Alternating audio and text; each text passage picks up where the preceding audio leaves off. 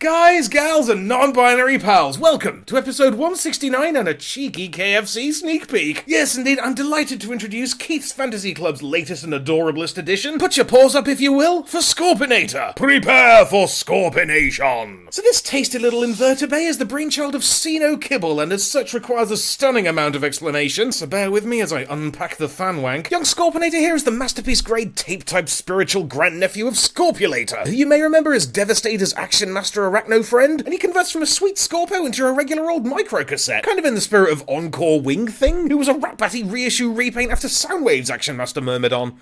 Everyone following so far? Seriously, this is some next level nerdery. I mean, I'm as impressed that it happened as I am embarrassed that I understand it all. But wait, there's more! This is actually the second KFC Scorpo tape because...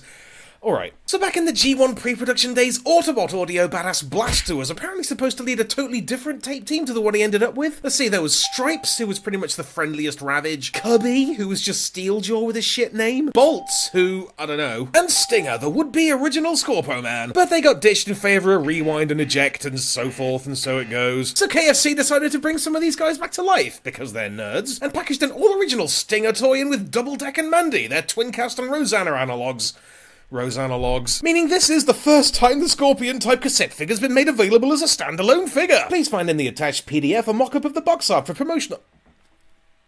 Anyway, get over here! This is Scorpinator in all its arachnoid awesomeness, and he's a convincingly kick-ass additional animal friend for the Soundwave squad. Check him out there with his tiny, silly bug face and massive pinchers. These are so badass. They got some sick ball joints and some surprisingly hefty shoulder dealies, and like you can even swap them around for the uniform green effect. Love the dirty mechanical thorax back there with some sick audio mech detailing. And check out that tail! It's just so brazenly badass there, towering over it with a cheeky sting thing. Legs are looking pretty nasty, like they're all pointy and angular with the high-kneed creepy crawl posing and the big weird ones at the back. Knee joints are a bit on the skinny side in there, so it makes them a little perturbing at first, but once you figure it out, they're as solid as a Rhyhorn! So yeah, Scorpinator's a mighty little micro-menace in his own right, but he also makes a fierce familiar for Titan Devastator. Like, even though he's only about as big as the original Scorpulator, whose Devi was 3 3/4 inches tall, it still totally works. And by the way, can we talk about Action Master Devastator for a moment?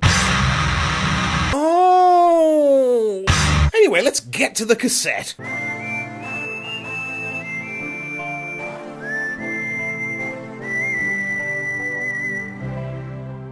So he transforms fairly extraordinarily. I love how the regular rectangular tape shape gives it a kind of brain teaser vibe. Like, who would think you could form a scorpion out of a friggin' plastic rectangle? So it's a pretty standard cassette mode, which by its nature can't really do anything. But it fits snugly in with the rest of the library as the conspicuous neon 90s nightmare. And I don't know, man, there's just something really appealing about a cassette former in Devastator colours. So check it out, it's just a cheeky little neon green tape, presumably loaded up with grindcore and jazz, and deeply gratifying Rudolf Schenker and Stuart Copeland jokes. Kinda love the label design, all deceptive purple and sky blue and snotty obnoxious 90s fonts, and even more brilliant nerd nuggets. Plenty of panel lines on show, but that's just kinda what happens with Tapticons, and he's apparently fully backwards compatible, but I can't find my Soundwave!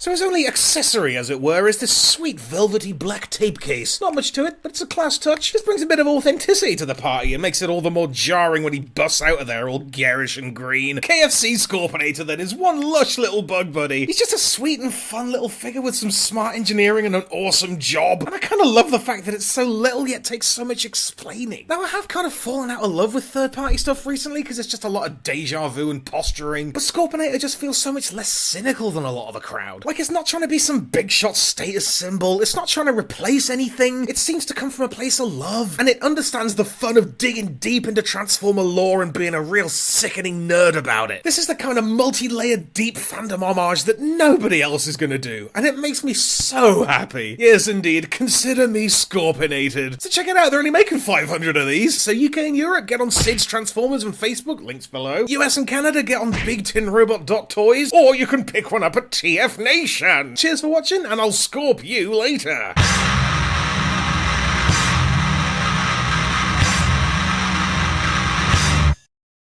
Be sure to subscribe for more Thew's Awesome Transformers reviews.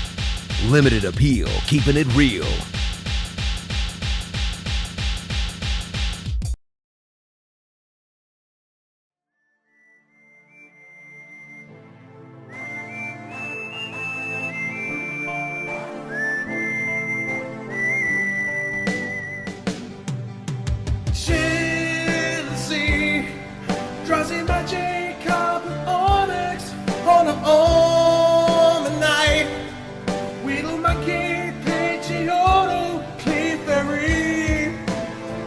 Ditto Canopy,